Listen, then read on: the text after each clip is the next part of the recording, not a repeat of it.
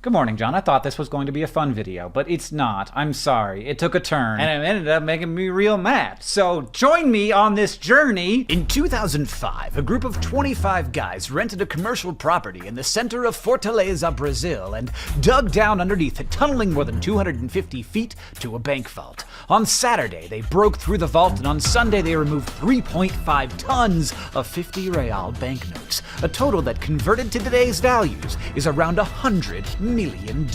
This was, depending on how you count, the largest bank robbery of all time. And it's basically nothing compared to the largest thefts of all time. For those, I had to look beyond what we think of traditionally as theft. For one, it turns out that wasn't actually the largest bank robbery in history by a long shot. For that, we turn to 2015, when a group of hackers in China, Russia, and Europe were able to extract somewhere between $300 and $900 million from a bunch of different banks using pretty common malware techniques, and none of them were ever caught, and none of the banks released how much money was stolen, and none of the money was ever recovered. And I didn't even know about this. It happened like 4 years ago. But of course, the biggest thefts turn out to not be from banks. They're doing just fine, actually. The biggest thefts are from people. The list of very big scams is very, very long, but let's look at the case of Gregor McGregor. During the mad rush of Europeans attempting to get rich by investing in South America in the 1800s, Gregor claimed that he was the cacique of Poyais and began taking investment in a country that did not exist. Now, this wouldn't be quite so brazen if he hadn't put hundreds of his investors onto 2 ships, with women and children sailing free, and then sent them over to Poyais, where they arrived in an untouched jungle where most of them died.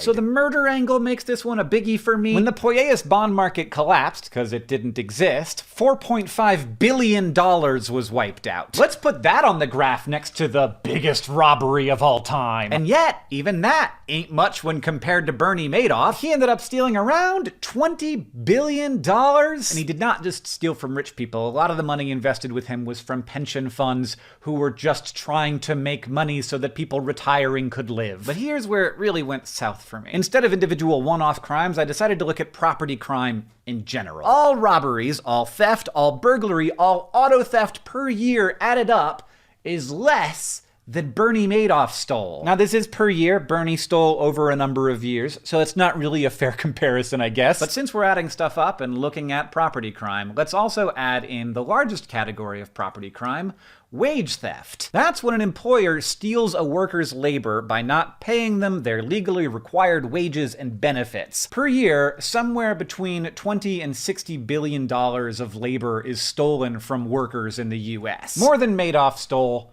every year. More than all other property crime. More than every stolen car, burglary, shoplifting, all that stuff combined. And yet, while there are hundreds of thousands of law enforcement officers who work on all those property crime bits, there are around 1,000 who work on wage theft. And the companies doing it find it more efficient to pay the fines than to actually pay their workers, as Walmart has done 96 times in the last 20 years. I myself know about wage theft because I actually got a wage theft settlement after working for Walmart for a summer. So John, the biggest theft of all time? It's one that is ongoing, that everybody knows about, that has profoundly more impact on the already disadvantaged, one that most people have been a victim of, and one that almost no one has ever gone to jail for. That is quite a heist.